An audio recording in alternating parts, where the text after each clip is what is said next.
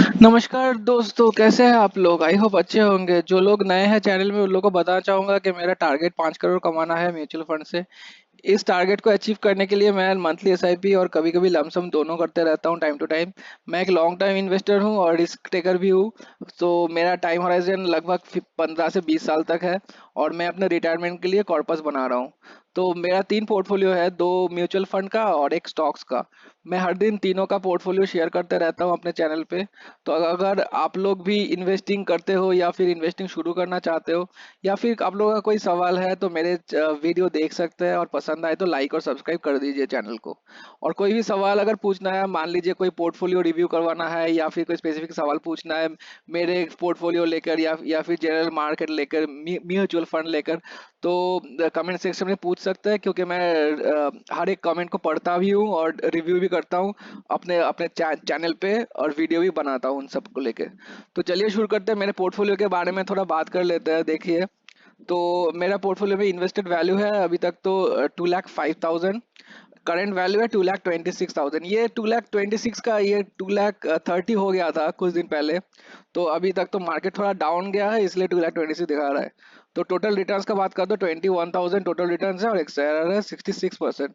जो कि मैं बोलूंगा कि काफी बेहतरीन रिटर्न्स है। एक्सआईआर 65%, क्योंकि जनरली 15 to 20% रहता है। मेरा मैक्सिमम पोर्टफोलियो है मिड कैप्स और स्मॉल कैप स्टॉक्स में। ठीक है, मिड कैप और स्मॉल कैप स्टॉक्स है, क्योंकि मैं मेरा हॉराइजन भी है 15 to 20 ईयर्स, इसलिए मैं ज़्यादा रिस्क ले सकता हूँ और ज़्यादा देर तक इन्वेस्ट करना चाहता हूँ मैं। तो ये जो 65 है, ये नीचे तो ऑब्वियसली गिरेगा। 65 मेंटेन करना पॉसिबल नहीं है कुछ भी। अगर अगर मुझे स्मॉल और मिड कैप्स मिलके 20 से 22 भी मिल जाए तो I will be very happy. ठीक है। तो शुरू करते हैं। कुछ कमेंट्स ले लेते हैं आप लोग का, जो आप लोग के भाई जहाँ से कोई कमेंट्स आया है। तो अक्ष घोष कमेंट किया है कि सर, 1,000 रुपीज मैं स्टार्ट करूँ कौन सा फंड, मतलब 1,000 रुपए से वो स्टार्ट करना चाहते हैं मंथली। अभी के लिए पराग पर एक फ्लेक्सी कैप फॉर 15 ईयर्स कैसे रहेगा? देखिए, बहुत ही बेहतरीन फंड है पराग पर एक फ्लेक्सी कैप के अंदर। बहुत ही बेहतरीन एक फंड है, one of the best funds मैं बोलूंगा।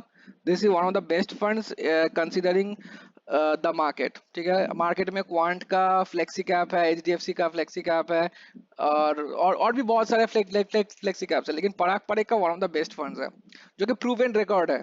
इनका 10 साल से ऊपर का रिकॉर्ड है, जो कि ऑल ऑल टाइम रिटर्न है इनका 20+%, तो कि बेहतरीन फंड है। तो क्योंकि आपका कॉर्पस जो 1,000 रुपए है, क्योंकि ये कम है, मैं सजेस्ट करूंगा आपको कि एक ही फंड में रखिए पैसा। ज्यादा डाइवर्सिफाई मत कीजिए कि 3-4 फंड ले लिया, ऐसा मत कीजिए। Keep only one fund. तो पारंपरिक जो आपने चूज किया है, बेहतरीन एक फंड है। क्योंकि अभी एफआईआई का पैसा, फॉरेन इंस्टीट्यूशंस का पैसा आएगा रेट कट के बाद। आरसी रेट कट में आएगा इंडिया में जून। रेट कट यूएसए में होगा मई या जून में। ठीक है, मई या जून में रेट कट होगा यूएसए में। तो उसके बाद मैक्सिमम जो एफआईआई का पैसा आएगा मैक्सिमम आएगा लार्ज कैप कंपनीज में। लार्ज कैप कंपनीज में सबसे ज्यादा पैसा आएगा, सबसे ज्यादा भागेगा लार्ज कैप। क्योंकि small cap S, small cap M, mid cap, small और मिड कैप सबसे ज्यादा रैली दे चुके हैं अभी तक। बहुत ज्यादा ओवरवैल्यूड है अभी स्मॉल और मिड कैप्स। लार्ज कैप उतना ज्यादा रैली नहीं दिए है। तो अभी जब पैसा आएगा एफआई का, सबसे ज्यादा भागेगा लार्ज कैप। लार्ज कैप में पराग पारिक जो फ्लेक्सी कैप है, पराग पारिक फ्लेक्सी कैप में अराउंड 70 to 75% एलोकेशन रहता है लार्ज कैप का। तो ये एक बेहतरीन फंड है, क्योंकि फ्लेक्सी कैप है और दूसरा के ये प्रूवन रिकॉर्ड भी है। अपने 75% लार्ज कैप में डालता है ये।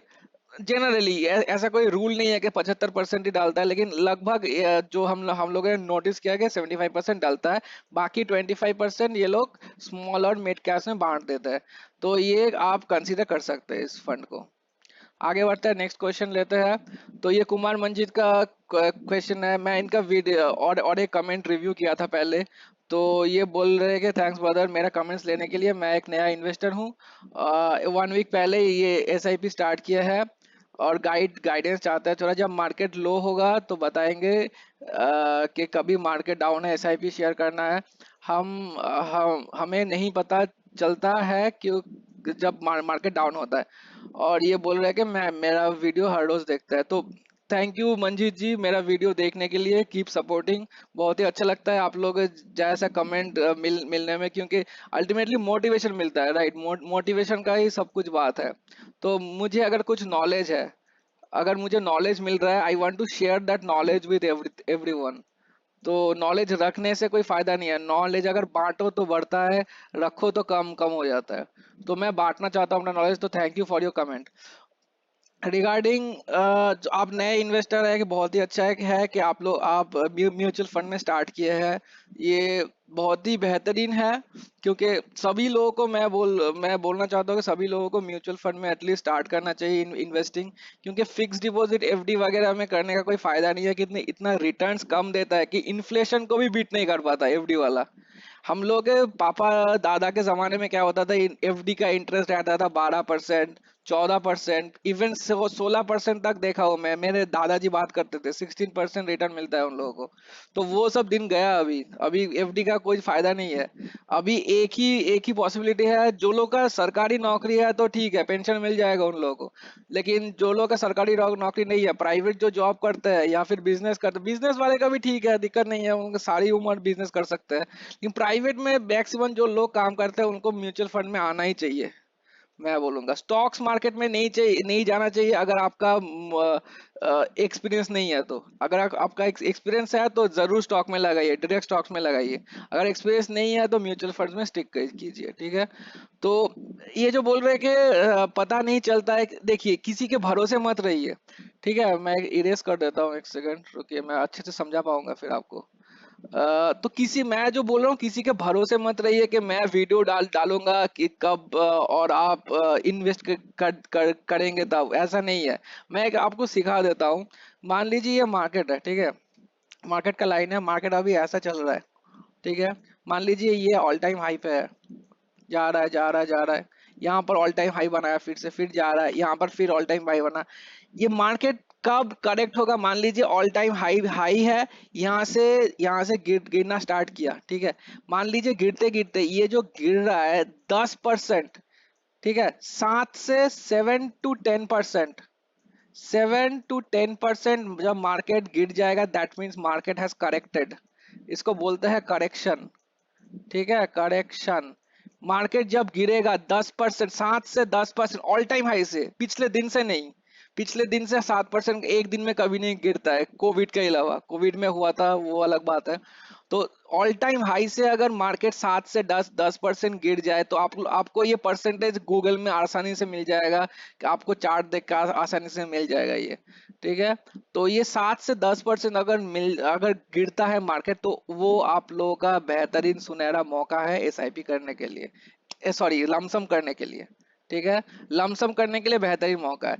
और एसआईपी का अगर बात करो, एसआईपी को आपको रोकना नहीं है, एकदम मत रोकिए। जो भी एसआईपी डाल रहे हैं डालते रहिए, कीप ऑन डूइंग एसआईपी। क्योंकि एसआईपी का एवरेज होते जाएगा। मान मान लीजिए यहाँ पे मार्केट जा रहा है, ऊपर गया नीचे आ रहा है, आप एक महीना यहाँ पे एसआईपी किए, यहाँ पे एसआईपी किए, यहाँ पे एसआईपी किए, हर एक महीने में आप एसआईपी कर रहे हैं, ठीक है? ये एवरेज हो जाता है आपका कॉस्ट। ऊपर में भी आप एसआईपी कर रहे हैं एवरी मंथ, नीचे में भी आप एसआईपी कर रहे हैं एवरी मंथ, ठीक है? तो एसआईपी कभी मत रोकना चाहिए, एकदम मत रोकना एसआईपी। मैं बस ये जो मैं सिखा रहा था ये लमसम का बात है। लमसम आपको करना चाहिए जब मार्केट एटलीस्ट 7% से करेक्ट हो, नीचे आए ऑल टाइम हाई से, तब आपको लमसम करना चाहिए। आई होप आप मेरे बात समझ गए होंगे। और कोई क्वेश्चन होगा तो मेरे से पूछ लेना, I try to explain you more. Next question पे आ जाते हैं। तो जगदीश कुमावत जी बोल रहे हैं कि भाई अपने लमसम कर रहा है या एसआईपी, मतलब मैं लमसम किया हूँ या एसआईपी किया हूँ। तो देखिए मेरा दो पोर्टफोलियो है, ठीक है? एक है मेरे मदर के नाम पे, जो ज्यादा पैसे वाले का है, मतलब ज्यादा अमाउंट का पोर्टफोलियो है, वो है 8.6 लाख रुपीस का पोर्टफोलियो। मैं दोनों पोर्टफोलियो शेयर करता हूँ एवरी डे। आप जो देख रहे हैं वो 8 पॉइंट, हाँ आप 8.6 लाख का पोर्टफोलियो देखे हैं। तो ये आप जो देखे हैं ये मेरे मदर का पोर्टफोलियो है। इसमें मैं ओनली लमसम किया हूँ, only lump sum, nothing else. By the way mother के नाम पे है, बट ये मैं ही हैंडल करता हूँ, मेरा सब कुछ मेरा ही है। तो मैं 8.6, ये ओनली लमसम का पोर्टफोलियो है। मेरा मेरा जो दूसरा पोर्टफोलियो है, सेकंड, ये पहला था। दूसरा जो पोर्टफोलियो है वो मेरे नाम पे है, सेल्फ। ठीक है, इसमें 2.3 लाख रुपीस है अभी। ठीक है, टोटल जो बात करो 2.3 लाख है। इसमें मैं S I P plus lump sum दोनों करता हूँ। मैं स्टार्ट किया था एस आई पी 10,000 रुपीज से। उसके बाद मैं लमसम किया था करीबन 1.25 1.3 लाख रुपीज। इसी में, इसी पोर्टफोलियो में 1.25 1.3 लाख रुपए एसआईपी किया था। अभी मेरा प्लान है और 4 से 4.5 लाख रुपए लमसम करने का इसी पोर्टफोलियो में विद इन जून। ठीक है, विद इन जून मंथ, और एक लमसम करने करने का इरादा है मुझे। आफ्टर जून, जुलाई से, या फिर जून के एंड से, जुलाई से मेरा एसआईपी बढ़ जाएगा फ्रॉम 10,000 टू 50,000 पर मंथ। ये मेरा टारगेट है। मैं 50,000 मिनिमम, मैं 50,000 डालना चाहता हूँ एस एस एसआईपी में, म्यूचुअल फंड में। तो आप लोग भी अगर दिक्कत हो रहा है, आप लोगों के झिझक रहे हैं कि इतना पैसा कैसे डाल दूं, मेरा इतना हार्डवर्क मनी है, सबका हार्डवर्क मनी है। ठीक है, हार्डवर्क सब लोग करते हैं, हार्डवर्क मनी सबका है। तो आप लोगों का, अगर पैसा आपको कंपाउंडिंग में देना है, ऐसे पैसे बैंक में रखने से, या फिर घर पे तकिए के नीचे जमा करने से कोई फायदा नहीं होगा आपको। आपको अगर हार्ड वर्क का मनी है, आप लोग डालिए। अगर ज्यादा डरते हैं तो इंडेक्स फंड में डाल दीजिए, मिड कैप और स्मॉल कैप मत लीजिए जैसे मैं लिया हूँ, क्योंकि मैं एक अल्ट्रा रिस्क टेकर इन्वेस्टर हूँ, लॉन्ग टर्म इन्वेस्टिंग करता हूँ मैं। अगर आप लोगों को वो सब नहीं पसंद है, ज्यादा रिस्क लेना पसंद नहीं है, तो लार्ज कैप या फिर इंडेक्स फंड में डाल दीजिए, निफ्टी 50 में डाल दीजिए पैसा। कोई दिक्कत नहीं है, आराम से बढ़ेगा। आपको 12 से 13% ऑल, मतलब आराम से मिल जाएगा, आंख बंद करके मिल जाएगा आपको। तो यही बताना था। हाँ, तो आगे बढ़ते हैं नेक्स्ट कमेंट पे। लास्ट कमेंट, आज के डे का लास्ट कमेंट है ये। तो राहुल दे जो बोल रहे हैं कि invest in one and grow rather than multiple. तो मेरा मल्टीपल फंड्स है, मेरे मदर के पोर्टफोलियो में 5 फंड है, और मेरे सेल्फ पोर्टफोलियो में अराउंड 7 फंड है। 7 में से 4 है मेरा एसआईपी का। ठीक है, और 3 है इसमें भी लमसम का। तो ये बोल रहे हैं कि ये मेरा वाला पोर्टफोलियो देखे है। ठीक है, ये मदर का पोर्टफोलियो नहीं है, मेरा वाला पोर्टफोलियो देखे है, ये वाला वीडियो। ये वाला वीडियो जो है, ये मेरा पोर्टफोलियो है। तो ये बोल रहा है कि इतना ज्यादा फंड्स क्यों क्यों है, कि एक में ही डालिए। ये देखिए, ज्यादा फंड्स मतलब एटलीस्ट 5 फंड्स, इतना मैं, मेरा टारगेट है अराउंड 50,000 रुपए पर मंथ देने का, और उसके उसके बाद मैं लमसम भी करते रहता हूँ काफी। ठीक है, 2-2.5 लाख रुपए 3-4 महीने के अंदर अंदर मैं करते रहता हूँ। तो एक ही फंड में अगर सारा पैसा डाल दूं, ठीक है, 50,000 मंथली, और इसमें मान लीजिए 6 लाख रुपए मंथ एनुअली, और इतना मान लीजिए कि 12 लाख रुपए लमसम, तो 18 लाख रुपए एक ही फंड में डाल दो। डजन वो होता नहीं है वैसे। ठीक है, एकदम खराब सजेशन है ये, क्योंकि अगर वो एएमसी, मान लीजिए वो एएमसी या वो फंड कुछ कारण वैसे गिर जाए, तो मेरा सारा रुपए एक साथ गिर जाएगा, मेरा कोई बैकअप प्लान ही नहीं रहेगा। इसलिए कभी मैं आप लोगों को बोलूंगा कि कभी एक ही फंड में या एक ही एएमसी में आप लोग निवेश मत कीजिए। डाइवर्सिफाई करते रहिए अपना पोर्टफोलियो। एटलीस्ट आपका कैपिटल अगर कम है, तो एटलीस्ट 1 या 2 फंड में कीजिए। ठीक है, अगर कैपिटल मीडियम है तो 3 से 4 फंड में कीजिए। अगर कैपिटल बहुत बड़ा है, तो एटलीस्ट 5 से 7 फंड में निवेश करना जरूरी है, बहुत ही जरूरी है। तो एक ही फंड में पूरा पैसा डाल देना, मान लीजिए मेरा 6 साल में 7 साल में मैं 50 लाख रुपए डाल दिया एक ही फंड में, और एक फंड गिर गया, एकदम घटिया परफॉर्म कर रहा है, मान लीजिए फंड मैनेजर चेंज हो गया, एएमसी में कोई करप्शन आ गया, कुछ भी हो सकता है, व्हाट एवर इट इज, कुछ भी हो सकता है। तो मेरा पूरा पैसा डाउन हो जाएगा, फुल डाउन, खत्म, tata bye bye, Rahul Gandhi के हिसाब से। तो ऐसा नहीं है, एकदम मत कीजिए ऐसा। तो I respect your comment Rahul De ji, लेकिन ऐसा ऐसा करना जरूरी नहीं है। तो एटलीस्ट एटलीस्ट 3 से 5 फंड रखना बहुत ही जरूरी है एक म्यूचुअल फंड में। तो अभी तक वीडियो अभी अभी तो वीडियो यहीं पर खत्म करता हूँ। आशा आशा करता हूँ आप लोगों को पसंद आया होगा। तो अगर आप लोगों को भी कुछ कमेंट, किसी और को अगर कमेंट पूछना है मेरे से, तो कमेंट सेक्शन में पूछ सकते हैं। मैं हर एक कमेंट रिव्यू करता हूँ और जरूर मैं रिप्लाई करूंगा अपने नेक्स्ट वीडियो में। Thank you so much.